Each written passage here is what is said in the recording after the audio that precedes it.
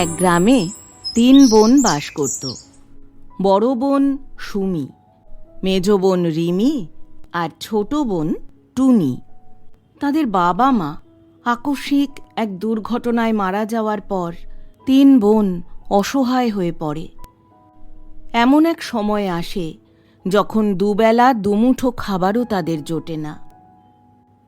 একদিন তারা 3 বোন তাদের কুঁড়ে ঘরে বসে কথা বলছে। বড় বোন সুমি বলছে, রিমি, টুনি, আমরা কেমন করে সংসার চালাবো রে? বাবা মা চলে যাওয়ার পর সবকিছুই কঠিন হয়ে গেছে। মেজ বোন রিমি কান্না ভেজা কণ্ঠে বলে ওঠে, ঠিক বলেছ সুমি দিদি, আমাদের কাছে তো কিছুই নেই, শুধু এই কুঁড়ে ঘরটা। ছোট বোন টুনি খেলছে আর হাসছে, বলছে, আহ দিদিরা, মন খারাপ করে বসো না। মন খারাপ করে বসে থাকলে তো কিচ্ছু হবে না। আমি তো পরীর কাছে যাব। সুমি চমকে উঠে বলে, পরী? তুমি পরীর কথা কি বলছো টুনি? টুনি বলে, হ্যাঁ, গ্রামের মানুষরা তো বলে জঙ্গলের গভীরে এক পরী থাকে। সে নাকি গরিব মানুষদের খুব সাহায্য করে গো। রিমি উৎসাহ নিয়ে বলে, টুনি, এটা কি সত্যি? টুনি মুচকি হাসে, কে জানে, আমি জানি কি করে, কিন্তু চেষ্টা করে দেখলে ক্ষতি কি বলো? সুমি বলল, এটা ঠিক না টুনি, আমরা এই জঙ্গলে কিভাবে যাব? রিমি বলল, কিন্তু দিদি, আমাদের হয়তো যেতেই হবে, আমাদের আর তো কোনো উপায় নেই। 3 বোন মিলে জঙ্গলের ভিতর ঢুকল পরীর আশায়। যদি পরীর সঙ্গে দেখা হয় তবে তারা তাদের দুঃখ পরীকে জানাতে পারবে। সুমি বলল, রিমি, টুনি, সাবধানে চল, কোথায় যে যাচ্ছি জানি না। এই দেখ দেখ দেখ, ইস, একটা বিড়াল মাটিতে গর্তে পড়ে গেছে রে। রিমি বলল, দাঁড়াও, ওকে একটু উঠতে সাহায্য করি। এই নাও কুট্টি বিড়াল, এইবার উঠে পড়ো তো, সাহায্য করছি।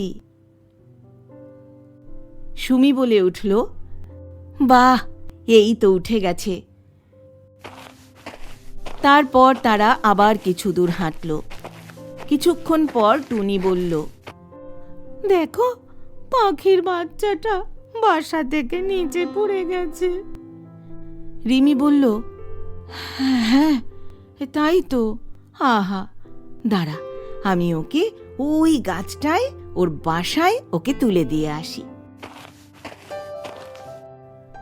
বলে রিমি গাছে উঠে বাচ্চাটাকে তার বাসায় রেখে দিয়ে সাবধানে গাছ থেকে নেমে এলো।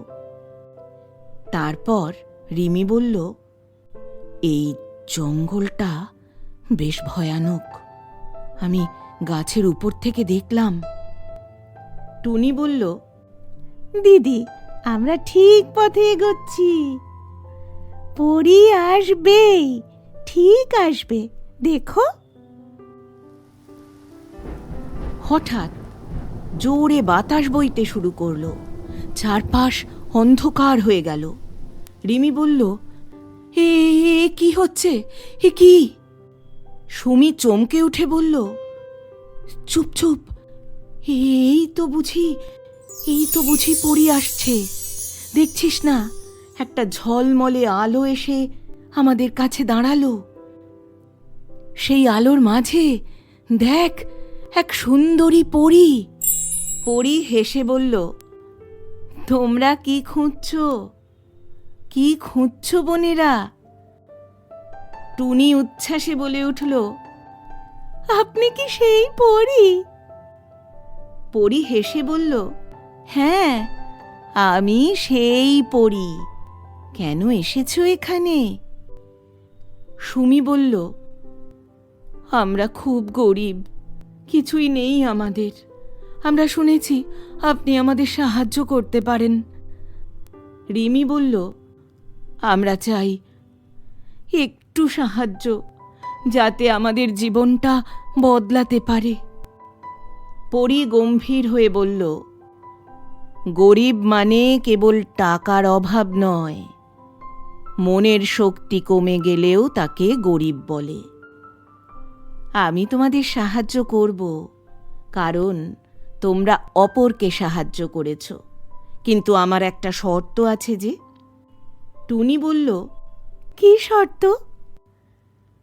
পরী হেসে বলল, তোমাদের সবাইকে একসাথে থাকতে হবে এবং কখনো কারো কোনো ক্ষতি করতে পারবে না। যতদিন তোমরা একসাথে থাকবে ততদিন আমার উপকার পাবে। সুমি বলল, বেশ, আমরা মেনে নিলাম। তখন পরী 3টি রত্ন তুলে ধরে বলল, এই নাও, এগুলো তোমাদের জন্যে, যত্নে রেখো এদের। এটি তোমাদের জীবন পাল্টাবে, তবে কখনো নিজের মনে অহংকার আসতে দিও না। রত্নের প্রভাবে কিছুদিনের মধ্যে এই 3 বোনের জীবনে পরিবর্তন এলো। এখন তারা ধনী, তাদের এখন সম্পদশালী জীবন। 3 বোন একটি বড় বাড়িতে থাকে, সুন্দর পোশাক পরে, তারা খুশিতে ভরে থাকে। সুমি হাসতে হাসতে বলছে, আমাদের জীবনে এমন পরিবর্তন হবে ভাবিনি, কি সুন্দর সবকিছু। রিমি আনন্দে বলছে, হ্যাঁ দিদি, আমরা এখন বড় লোক, কেউ আমাদের গরিব বলতে পারবে না। টুনি মুচকি হেসে বলছে, দেখলে, আমি বলেছিলাম না, পরী আমাদের সাহায্য ঠিক করবে। ঠিক হলো তো? সুমি এবার সাবধানী কণ্ঠে বলে উঠল, কিন্তু টুনি, মনে রেখো, আমরা কখনো অহংকারী হতে পারি না। পরী আমাদের সতর্ক করেছিল। রিমি বলল, হ্যাঁ, আমাদের সবাইকে এক থাকতে হবে, কখনো কারো কোনো ক্ষতি করা যাবে না। কিছুদিন পরে বিপদের শুরু হলো। রিমি কিছু মহিলার সাথে বসে কথা বলছে, সেখানে কিন্তু তাদের বোনেরা উপস্থিত নেই। এই মহিলাদের সবারই চেহারা সন্দেহজনক। প্রথম মহিলা বলছে, তোমাদের এত টাকা হলো কিভাবে? রিমি গর্বিতভাবে বলছে, আমাদের পরীর উপহার, কিন্তু আমরা অনেককে সাহায্য করেছি, সাহস দেখিয়েছি, নিজেরাই সব করেছি। তারপর পরী আমাদের দয়া করেছে, আমাদের 3টি রত্ন দিয়েছে। দ্বিতীয় মহিলা হেসে উঠে বললে, বেশ, তাহলে তোমরা আমাদেরও কিছু সাহায্য করো। রিমি কিছুটা অপ্রস্তুত হয়ে বলল, কিন্তু কিভাবে? আর এক মহিলা বলে উঠল, আমাদের জন্য কিছু করো, না হলে তোমাদের এই সব কিছু হারাতে হবে, আমাদের টাকা চাই। রিমি অপমানিত হয়ে বললে, তা কিভাবে সম্ভব? আমার বোনেরা জানতে পারলে কষ্ট পাবে। এক মহিলা হুমকির সুরে বললে, আমরা তোমাদের সব জেনে ফেলেছি, রত্ন আর তোমাদের বাড়ি থাকবে না, চুরি হয়ে যাবে, তখন তোমাদের কিছুই থাকবে না। তার চেয়ে আমাদের অনেক টাকা দাও, তোমার বোনেরা কিচ্ছু জানতে পারবে না, চিন্তা করো না। রিমি চিন্তায় পড়ে বলল, আমি এই কাজ করতে পারি না। ঠিক আছে, আমায় তোমরা সময় দাও, আজ নয়, তোমরা 2 দিন বাদে এসো। মনে রেখো, না হলে বিপদে পড়বে। 3 বোন আবার জঙ্গলে যায়। সেই পরীর সাথে আবার দেখা করে। সুমি কান্নার কণ্ঠে বলে ওঠে, আমরা ভুল করেছি পরী, আমরা অহংকারী হয়েছি, এখন সব হারাতে বসেছি। রিমি কাঁদতে কাঁদতে বলে, আমি বাইরের মহিলাদের সাথে মিশে ভুল করেছিলাম, আমাদের ক্ষমা করে দাও পরী, আমি আমার বোনেদের কাছেও ক্ষমা চাইছি। টুনি বললে, আমরা আর কখনো এমন করব না, আমাদের আবার একসাথে থাকতে দাও পরী। পরী গম্ভীরভাবে বললে, তোমরা শর্ত ভেঙেছ, কিন্তু তোমাদের অন্তর ভালো, তাই আমি তোমাদের শেষ সুযোগ দিচ্ছি। আমি ওই মহিলাদের পাঠিয়েছিলাম তোমাদের পরীক্ষা করতে। রিমি, তুমি ফাঁদে পা দিলে, শর্ত ভাঙলে, ওদের সাথে মিশলে বোনেদের না জানিয়ে। আর কখনো এমন করো না।